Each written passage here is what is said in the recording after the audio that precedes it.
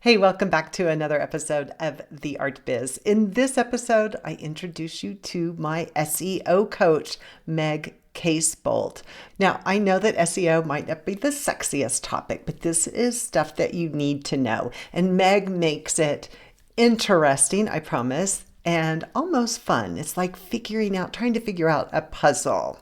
Meg and I talk about what SEO is, search engine optimization, what it is, what it means to own your online content rather than relying on other platforms, how search engines work, how to use that knowledge to get more eyeballs on your art, simple strategies that you can use for optimizing your images online, and because it's a favorite topic of mine, why blogging is still relevant. I hope you enjoy this conversation with Meg Casebolt. Hi, Meg. Welcome to the Art Biz. I am so excited to be here with you today, Allison. Thank you for having me. Well, I'm delighted to introduce my audience to my SEO coach that I worked with so long ago. I so love everything that you do. Thank you. And wish I could keep up with my SEO, but you have such good stuff that I'm excited, and you go beyond SEO. So that's kind of where I want to start.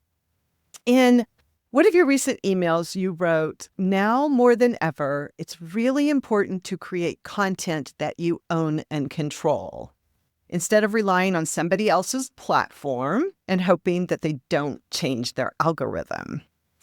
So just to make sure that we're on the same page, what do you mean by content that you own and control? Typically, this looks like you have your own website. That's not the only way to do it, but that's the easiest way to explain it is, if you, and since we're talking to artists, I'll give some visual options. If you're like, I get all of my sales from Instagram, and then Instagram decides to change from a square grid to a 4x5 grid, or Instagram, not that that would ever happen, right? Hypothetically. No, why would they ever give up the square? Hypothetically, if you build your entire feed a certain way and then Instagram goes, oh, we're emphasizing video. No, we're actually going to do reels. Stories don't matter as much, right? Like these algorithm shifts are completely out of your control as a creator. And so if you are relying on someone else to create the rules, then you are then at the mercy of those decision-making choices. And we are seeing, you and I, Allison, are recording this in April 2025. And in January, Meta just went, no, we're not going to curate anything anymore. We're not going to support these types of things anymore, right? Like, so all of these things are constantly in flux. The same is true for algorithms like YouTube, for algorithms like Google, for search platforms, ChatGPT. All of those places are changing all the time. So you can still benefit from all of those marketing strategies if it makes sense for your audience. But your home base, the place where you should be investing your time, is something that you own. Is your website, probably. Whether that's, a Shopify shop where you're able to sell your work, or a WordPress site, a Squarespace site. There are so many different options. And then you can still be on, art platforms. You can still have, we're talking to artists, so you can still be on Etsy if you want to be on Etsy. But Etsy just raised their prices again. So maybe not all of your sales need to come from Etsy. So that's the kind of thing that I'm talking about here is you can diversify your marketing, but at the core of it, the two things that you own are your website and your email list. Yes. Oh, you are singing my song. I am so glad to have you on this. I'm saying that all the time, not necessarily on this podcast, but to my students. And it's, God, I mean, you wouldn't turn your whole career, your whole show over to someone else to do with whatever they want. So why do that with your digital art? Yeah, whether you're online or you're in person, you wouldn't put all of your exhibits into one gallery. You wouldn't, even if you have an agent, you wouldn't expect your agent to do all of the sales for you. Anytime that you put all of your eggs in one basket, you have the potential. Am I allowed to swear on this? You have the potential to be screwed. So what should we do instead? Well, I think one of the things that we were just talking about is diversifying. Is figuring out what are the platforms that your audience is looking to find you on, and figuring out what it is that they want from those. The other thing is to be very clear about who you're trying to sell to and what the object is that those people are trying to achieve. Because there are plenty of collectors out there who say, I just want art, but they don't necessarily go seeking artwork. They don't necessarily know what it is that they're looking for. They might just say, oh, if I like it, I'll buy it, right? So we have to be clear about what is the reason why this person is making the decision, whether they're going and searching or they're stumbling upon you on some sort of platform. Like, what is the call? What is the value that you bring to your art that would be a siren song for people, that would make them want to purchase from you, to subscribe to your email list, to support you in some way, to be the patron of the arts, are the people that you're trying to serve, and where are they hanging out? Yeah. Yeah.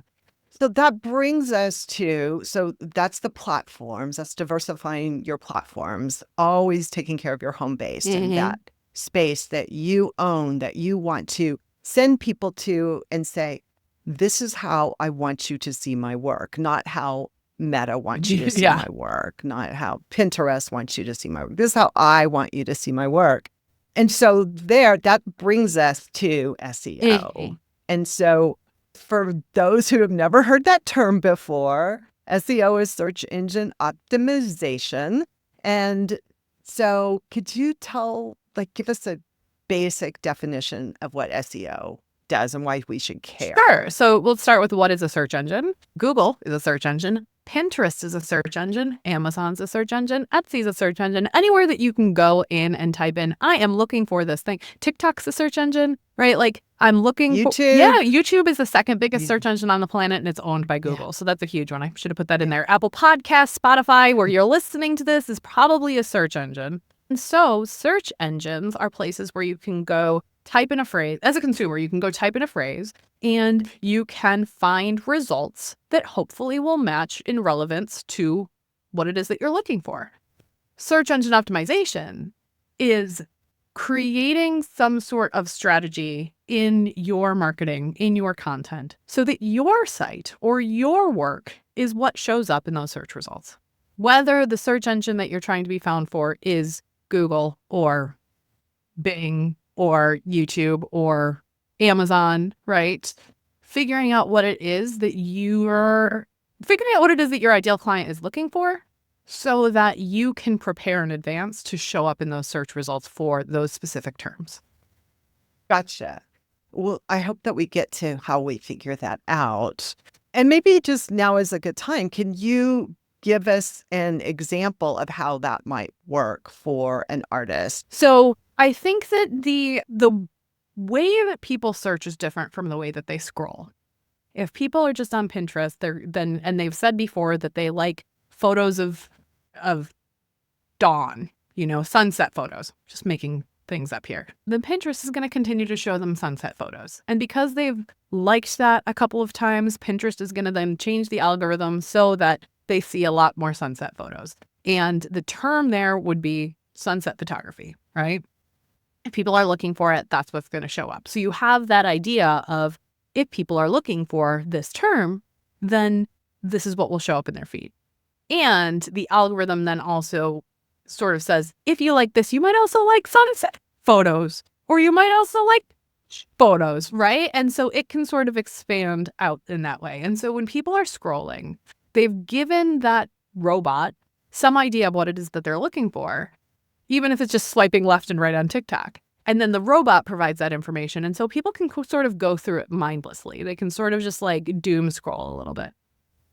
With search engine optimization, it's a much more active seeking process. So it would be somebody going into a place like TikTok or Google or YouTube and saying, sunset photography of Aurora, New York, over a hill that was taken in the winter.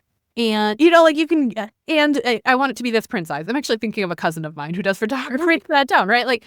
And so in that case, you can get much more detailed, and people usually are much more specific in those searches because there's something that there's a problem that they need to solve or a query that they have that is detailed enough and urgent enough that they're going to go seek it out. They're not just going to wait for it to come to them. they're going to seek it out.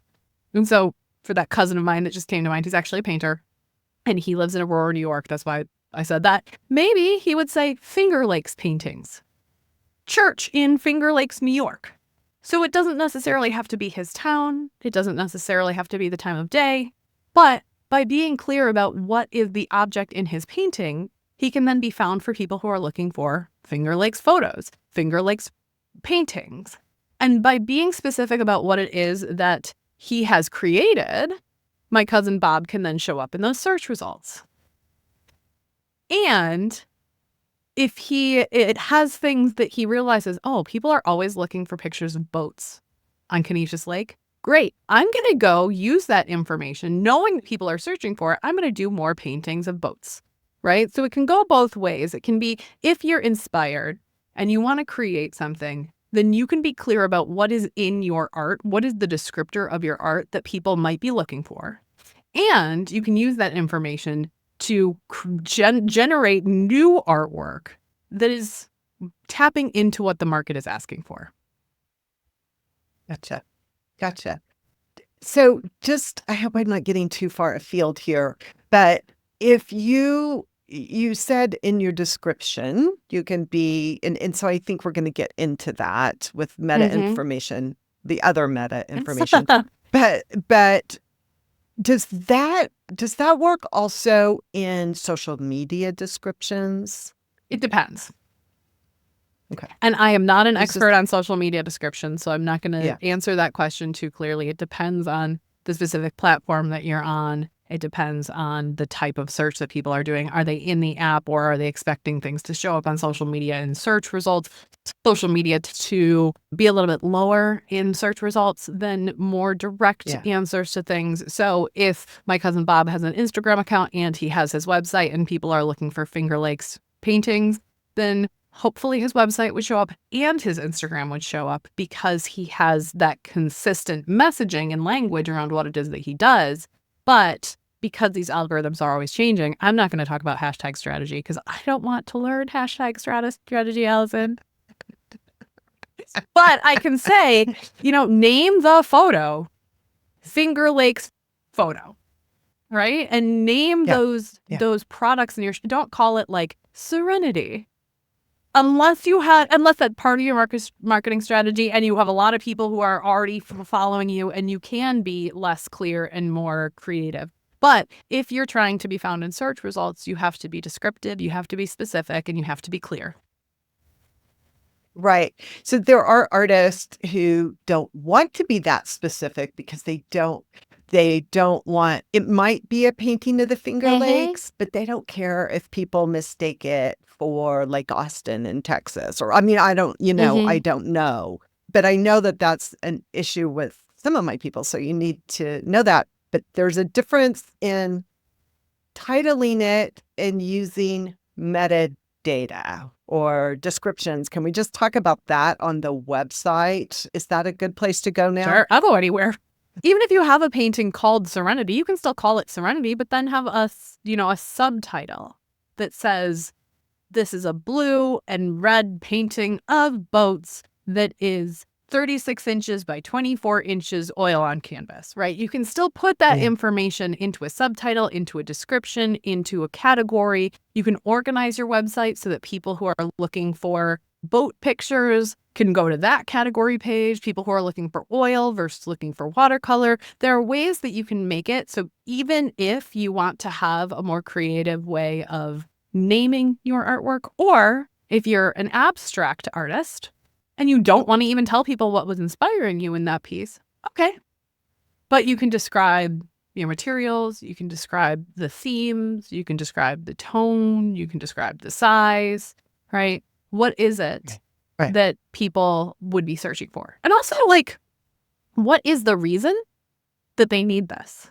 So it could be that somebody is making a new mental health clinic and they want really calm, serene photos to put on their walls from local artists, but they don't necessarily need to know what's in them. Maybe they want it to be abstract so that way they get a little Rorschach test in their waiting room. Great. But let's say that they want it to be local and they want it to look good on the wall of their clinic. They're like, turquoise painting Austin, Texas. They know what they're looking for, but they have some information that can start that search, that can start them going down those rabbit holes. Hey, I'm just hopping in to kind of emphasize how important your online presence is. It's great when people find you, and we want you to be ready when they do. That is what the upcoming season of my Essentials program is all about. It's called Flourishing Online. It kicks off with the Artist's Content Compass on May 6th through the 8th. 2025, in case you get this later.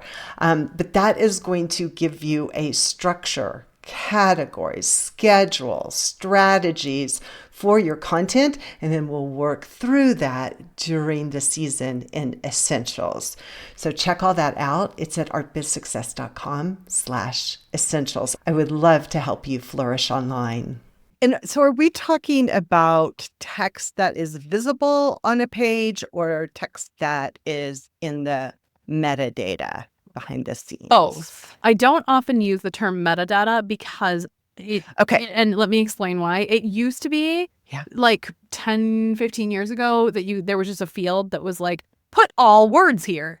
And there is still a little bit of that on YouTube where it's like, what are the list of keywords that you want to be found for? But what I like to point to people out instead of saying metadata is it's your alt text, especially for our artists. It's your alt text. The alt text is what shows up on the page if that image doesn't load, or what if Google can't see these images yet. I say yet because, AI. Yes. Google can't see these images yet, but if you say, your alt text says photo of boat Canisius Lake, New York, then Google knows that that is a photo of a boat in Canisius Lake, New York. Alt text, I want to say for an accessibility reason, is also used for people who are using screen readers or any sort of visual aids. So you don't want to just shove as much information as you can in there because it's going to really have the user experience decrease in quality.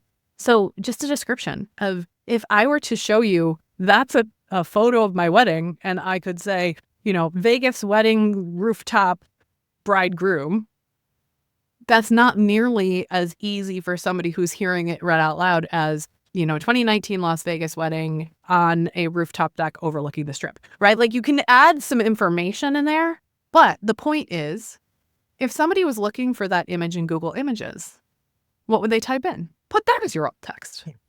But what you said, the second thing that you said was a almost complete sentence, maybe without the verb, but it was a complete thought that made sense together, not like a list of thoughts that might go together. Yeah, I like to think of it as like Somehow. a caption or a description sometimes, where it's like, if you said to me, what's in that picture?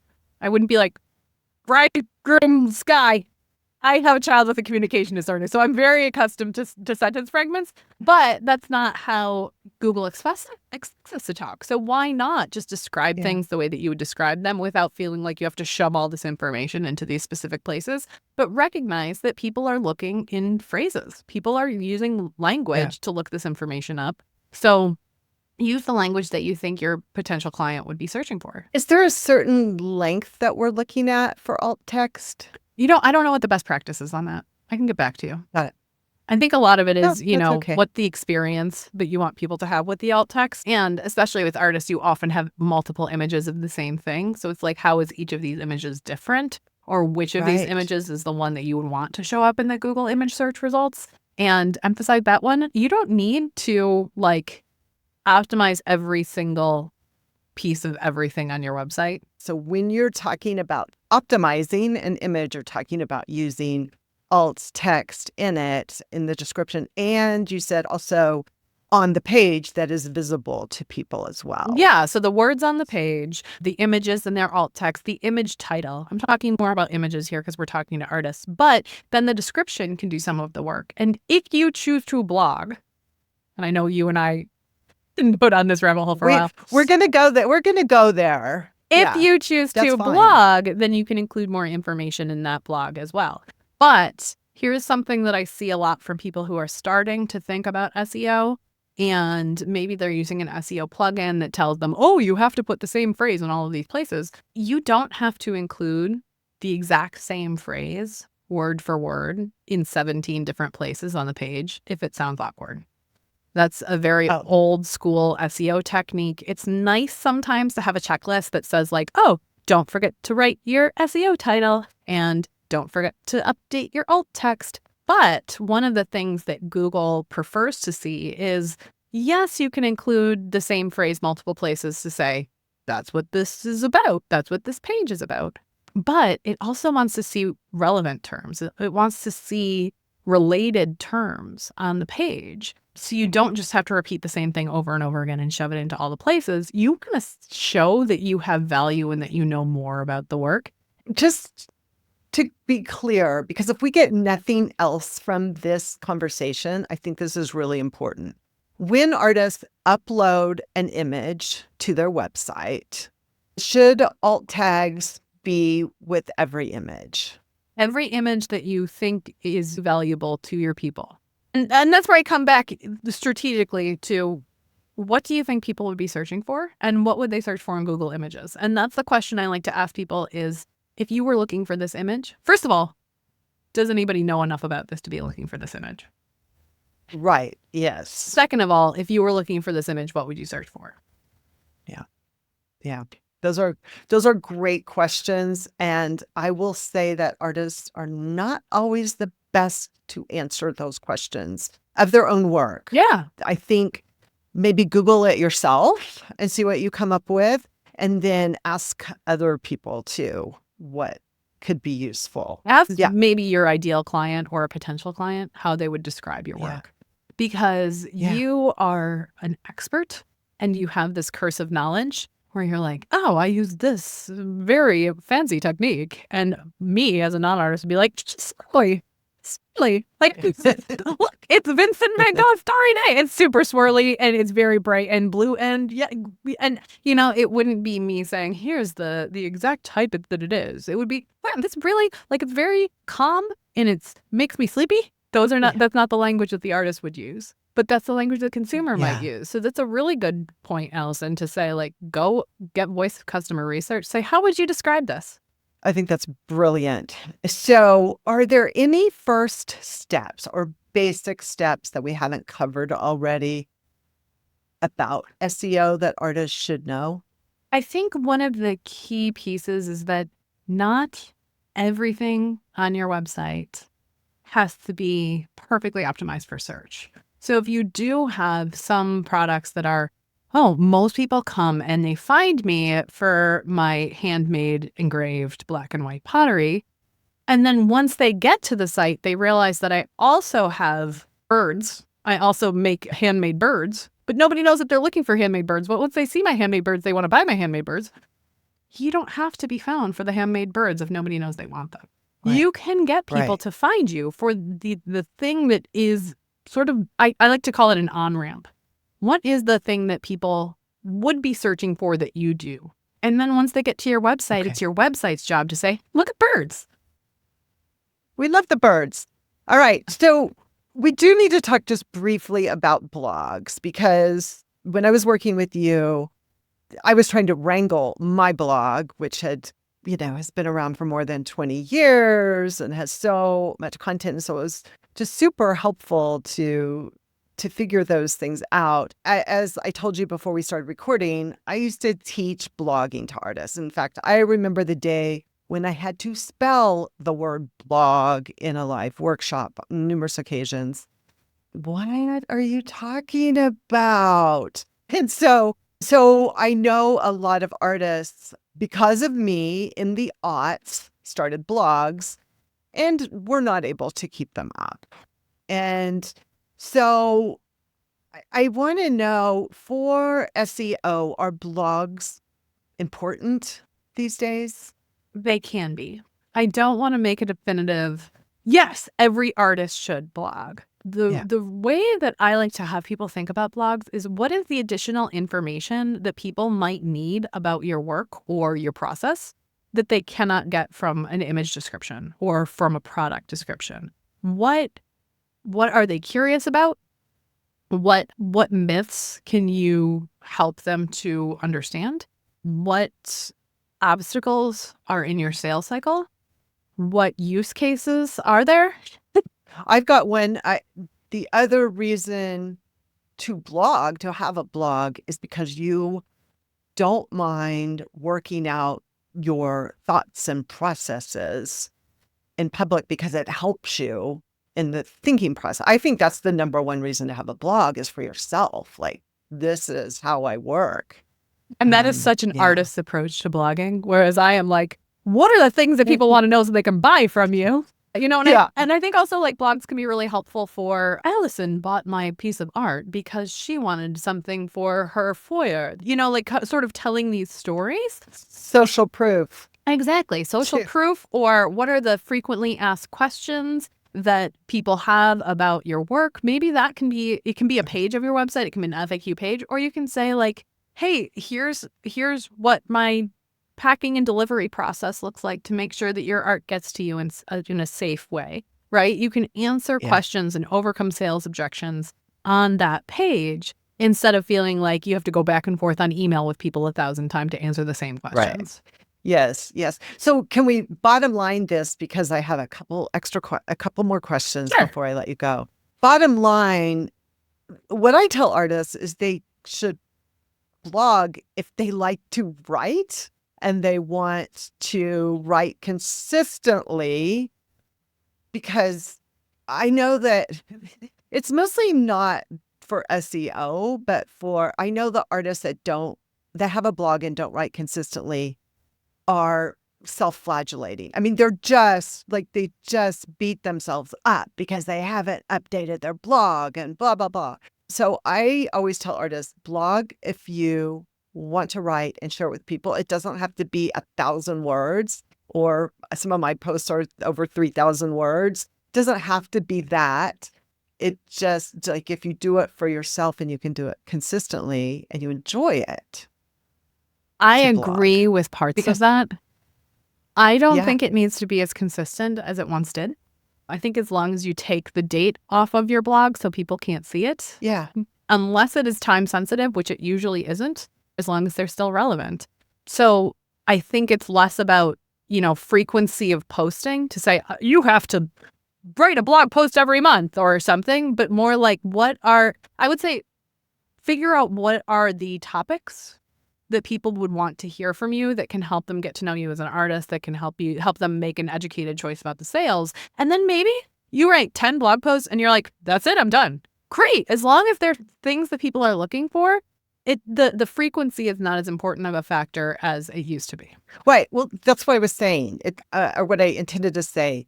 It's not the frequency for the search engines that I'm concerned about. It's the artists beating themselves up because they haven't posted recently. That's the main thing that I have witnessed from my artists who have blogs. Yeah. They just get really frustrated because I need to blog. I haven't posted in 6 months, blah, blah, blah. And it's just a lot of pressure. But you're right. Take the date off. And I would say also it's more important to me to have one really great blog than to have 5 mediocre blogs. Maybe you feel differently because you're doing blog posts. You mean blog posts? Yeah, I mean blog posts. That? Yeah. Okay. Maybe you would feel differently because there is some kind of artistic processing that you're using when you're guiding artists through it. But I would say I'd rather see one, 1,500 word blog post that's like, here's a day in the life, or here's how I chose my materials, or here's a use case of my work, instead of 5 300-word blogs that are like, I drank a cup of coffee today. I don't care. Please don't do that. Yeah, we used to use blogs. We used to use blogs like we use social media now. So, to post events and so forth. But if you're going to do that, why have a blog? Why don't just make a new page on your about page to do that? Okay. So, because to me, blogs mean that they're updated. But that may be my old thinking. I would call it something different. I would call it articles or something. Yeah. If I did that, I wouldn't call it a blog. If it's updated regularly, I want to see the word blog on there because I know that's where I go to see the latest. If it's not updated regularly, you can call it articles or writing or something like that. I don't know if I have ever clicked on the word blog on a website in my life. Yeah. In my opinion, Really? in my opinion, blogs, I will search a website to find a bit of information. So if you have a search bar on your website and I'm like, I want to Yeah. find out more about this. But really, I think about blogs as a way to show up in search results, something that you can share where that can be the first point of contact that people have with you, and a way that you can introduce people to what it is that you believe. And then they can link between other blogs and go down the rabbit hole based on where you're sending them. But very rarely do I expect people to click on the blog and look at the date and go, I'm going to read this from newest to oldest. I just don't think that that's how behavior is anymore. So, yeah. No. But yeah. Okay. So just real quick before you go, can we talk about analytics or tracking or anything that artists should be concerned about in terms of tracking their metrics? So there's two ways to think about your analytics when it comes to SEO, when it comes to the work that I do on your website, we'll say. The first is, how do people find it? And the second is, once they've found it, how do they interact with your website or your content? So if you have a lot of Squarespace people, right? I do have a lot of Squarespace people. Okay. So if you're on WordPress, you may need to install some of these things yourself. If you're on a tool like Squarespace, Wix, Shopify, some of these tools are integrated into your software. So if you are on Squarespace and you go to your Squarespace analytics page, you might have some of this information right there. If you want to have third-party tracking going on, Google has a tool called Google Search Console that is free, that doesn't have any cookies, and it will say to you, here's everything in that you might be showing up for in the search results. But a lot of these tools that are on your website, like Squarespace Analytics, has the site search terms. That's the same idea, or search queries. I can't remember if it's terms or queries. But this idea of part one, phase one, how do people find you? What are the terms that they're searching for? Whether you find that in Google Search Console or in your analytics dashboard, what are the phrases that your website is showing up in search for? And how many of those people are actually clicking to get to your website? For those people who see you in search or find you on social or are on your email list and then get to your website, then a lot of the analytics are, well, what do they do once they get there? And that can be, how long do they stay on the page? What pages do they go to? What page do they start on? How many other pages do they visit? Do they actually fill out a form? You can get all of that information from the moment that they put in a search term until they leave your website or they buy something. And the benefit of having this information is that if things are going well, you can replicate those experiences and say, oh, people who are searching for this particular type of product are more likely to buy the first time. So let me put more of those products on, or let me make sure that those product pages or those categories have the descriptions in place so that way I'm showing up for those search terms. You can also find where there are problems of, oh, people who come to my about page are more likely to buy if they land on my about page than people who find me through my homepage. So maybe there's something that I can change about my homepage that makes people more likely to stay here longer, more likely to click to a second page, more likely to go check out my products, right? Like, so seeing how that behavior works can help you replicate good behavior and solve problems. Yeah. So are there any one of those things that you look at more than others? Like what am I trying to say? Page views or duration of visit? Is there any one of those things that you tend to favor? No, because I think it does tend to be a pretty holistic. I mean, I would say, yeah, I would be curious about what's the first thing that people see. So that would be your landing page. How many people are coming into each of those landing pages? I would be curious about, based on where they start, how long are they spending on the site? Whether that's pages per visit or time per visit.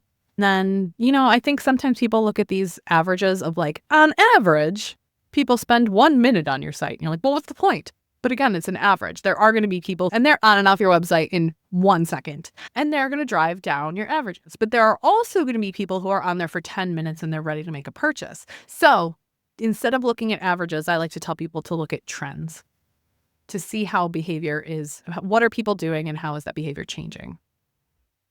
Over time. Mm-hmm. over time. How often do you suggest people look at their analytics? Every 3 to 6 months. Okay. Okay. That's doable. Yeah. Some That's people are totally like, well, doable. things went down this week. And I'm like, well, it's school break. There's so many things that can change. Right. Yeah. Yeah. I love that. Okay. You just, by the time this airs, you will have just started Content Love Lab. What is it and who is that for? So Content Love Lab is a membership program that I have where people can learn how to do their own keyword research from me and implement it on their website with support. Because I think there are a lot of SEO programs out there that are just like, well, go watch these YouTube videos and then figure it out. And SEO is such a ever-changing, nuanced strategy that it's not fair to ask people to do it. If they can get support, I'd love to give it to them. And because every business model is a little different and every geographic area is a little different, the advice that I would give to you is different than the advice that I would give to your artist because you're working online and you are providing a leverage service versus they are creating and they may want to go into more local marketplaces and tap into craft fairs. And those search terms are different and those search strategies are different. And so Content Love Lab is a way that I can teach people how to think about search and give feedback that is customized to, okay, Allison, here's what you should do. And Jamie should do this instead. And then while you're going and doing that, tell me how it's going and I'll give you feedback on what's working. And we'll go look at your Google Search Console together. And I'll review, share your product page and I'll say, oh, have you thought about doing this? Right. And sometimes you just need that third party support to do it. Oh, yeah. So content. It was so helpful. Yeah. When I did an earlier iteration of, it sounds like a similar thing. Yeah. And it was so helpful to have that support. Yeah. Yeah. I was just about to say you went through the program when it was under a different name and I just rebranded it. But the concept, I have clients who have freaked out because it's like, well, February was dead. And I'm like, February is a shorter month. Especially if you're comparing February to March, you have 10% more time in March. So I think sometimes we can get a little bit fixated on these little adjustments. Oh, and this February had more weekends than this February and people don't show, there's so many things that can change. So I like to recommend year over year adjustments to look at things and say, how does this February compare to last February? Or knowing some of your seasonal shifts. I have a lot of clients who summer is dead for them. Okay, then your numbers are going to go down, but they're going to go back up. So knowing what to expect over time is what I mean with these trends versus getting concerned about things that are either common or completely out of your control. Concept is the same, which is learn how to do it with support from somebody who's been doing it for a decade. Yeah. Hugely helpful. So if someone listens to this later, can they still join? Yeah. So we run it on an ongoing basis. You can join whenever it makes sense. All of our trainings are recorded. I run the trainings live 2 times a year. I run them from April to June, and I run them again from September to November because that way things are constantly updated and I can adjust the trainings based on who is in the room with me. So if I were to get a bunch of artists, I would update the slides to be like, let's talk about artists. And if there's no artists, it doesn't make sense to put that in the slides. I make those adjustments, but all of those videos are always recorded. I'm always doing feedback for people. I'm always doing, office hours if I'm not doing live training. So it's still a space that can be helpful to people regardless of when they join the program. I just like to run it live twice a year. Yeah. Great. Yes. It's more fun that way, I think. What is the URL for that for people to join? Yep. So you guys can all come over to loveatfirstsearch.com and all the information is there about if you want to learn how to do SEO with me or if you just want me to tell you what to do. Those are basically the 2 ways that I work with people. Fantastic. And we cannot let you go without you mentioning your podcasts. Okay. So I have a podcast. It is called Aggressively Human. You can find it on all the podcast players, Apple Podcast, Spotify, anywhere that you're listening to this podcast, you can find it. I co-host that with a friend of mine who's a business strategist, and we are always talking about how to bring more humanity into your business and your marketing, especially because, it's 2025 and AI is everywhere. And we have all these algorithms that we're fighting against and everything is supposed to be automated all the time. And we just both, my co-host Jessica and I both had a point where we said, but what makes it human? Yeah. And what are some things we can do in our businesses, even if it's just conversations like this, Allison, where it's like, we have worked together before let's hop on a call and talk about it with human voices and human experiences and human examples versus go watch a YouTube video and sit alone in a closet and cry. That's true. That's true. And you have to mention your other podcast too. Oh, sure. So I am also because you're human. I'm a human. Because you're well-rounded human. Because I don't think everything in your life needs to be done to monetize your business. I am also a romance novelist. My second romance novel is coming out in May. And so I write under the pen name Bailey Seaborn. And then I also have a podcast about romance novels that I run with a friend of mine who is an operations specialist. She also runs an online business. We met at a live event and ended up talking about romance novels. And we have now been podcasting on the First Dates and Soulmates podcast for over a year. Because it's fun. You can just have fun. Do you use your name on that one or do you use your pen name on that? For the podcast, I use my name. For the books, I use a pen name because I'd already written a business book under my name and I thought it would be too confusing to the Amazon algorithm if I was like, oh, here is my brand. And my brand is very much SEO. So I didn't want to have my own reputation management problems in SEO by saying that. But I think it's okay on the podcast. Yeah, I love it. Meg, thank you so much. So much for having me, Allison. I really appreciate it. Hey, thank you so much for watching this episode of The Art Biz. I really appreciate your being here. Meg gave you some of her links there at the end, but I'm going to put all the stuff that we mentioned in the, well, maybe not all of it, but in the description below. I hope you'll check out those links there, including my Essentials program, which kicks off a whole season for flourishing online with the Artist's Compass on May 6th through the 8th. And that's at artbizsuccess.com/essentials. If you would ever rather listen than watch The Art Biz, you can find us wherever you get your podcasts. I really appreciate your making space for me in your artist life. It's an honor to be part of it, even if we haven't met yet. And I do hope we meet soon, so say hi wherever you find this.